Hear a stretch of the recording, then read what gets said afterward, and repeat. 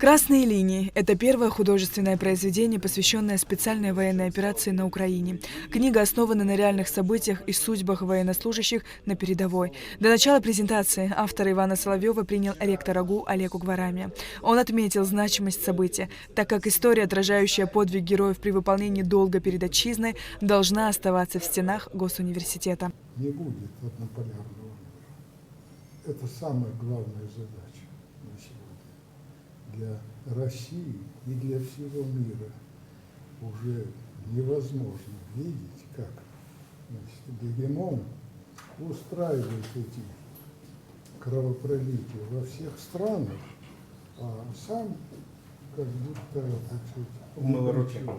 Да. Спасибо огромное. Я хотел сказать, что для меня, конечно, огромная честь, то, что я свою книгу презентую в Республике Абхазия здесь, в стенах Абхазского государственного университета, потому что это центр и научной, и культурной жизни Абхазии. И, конечно, сегодня вот рассказать абхазскому обществу о некоторых особенностях, о героизме наших воинов, которые они проявляют в ходе специальной военной операции, это мой долг, честь, гражданский долг.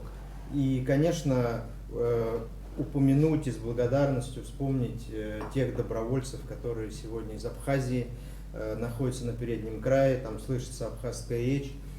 Ребята ежедневно совершают подвиги, и тоже, к сожалению, есть и раненые, и убитые. И поверьте мне, что этот вклад, что не считают в Абхазии эту войну чужой, вот это самое главное. Нет.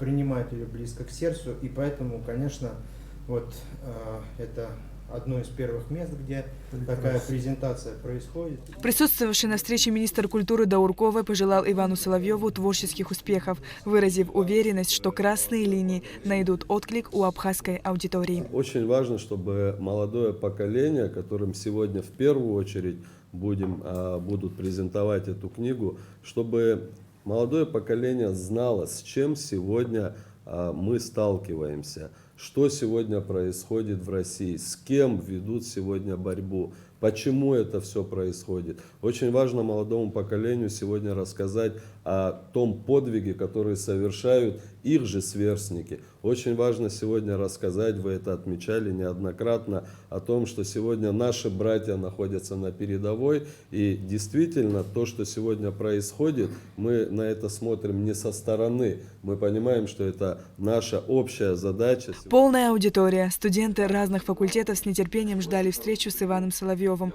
По словам автора, книга уже была презентована в разных городах России, а первая встреча с читателями состоялась в Донецке, в Музее Великой Отечественной войны. Мы вот здесь с вами собрались, все замечательно, безопасно, море, воздух. А в Донецке есть одна проблема, как найти такое место, где людям было бы безопасно, потому что если там собирается 5-10 человек, сразу это основание для того, чтобы украинцы дали залп из своей артиллерии, мы знаем, там эти 155-миллиметровые натовские снаряды, они там долетают на очень солидную дальность, и, к сожалению, работают их наводчики, работает разведка. И, конечно, подвергать людей опасности, делать такую презентацию где-то было просто непростительной беспечностью, но руководство ДНР нашло место. Это музей Великой Отечественной войны в Донецке, где основные мощности музейные находятся на глубине 50 метров. Там появилась и новая экспозиция, которая посвящена уже этой войне, где собраны осколки и остатки боеприпасов, которые бьют по мирному Донецку. Это, конечно, мягко говоря, поражает своей жестокостью. Это десятки тысяч мелких деталек, вот таких, которые при взрыве разлетаются и поражают все живое, что есть вокруг. Это ракеты .У, которые могут кварталами разбивать дома. Но что я увидел среди этого музея? Я вот специально привез с собой, дорогие друзья, вот такую вот картинку, плакат о сборе помощи, который был в Сухуми.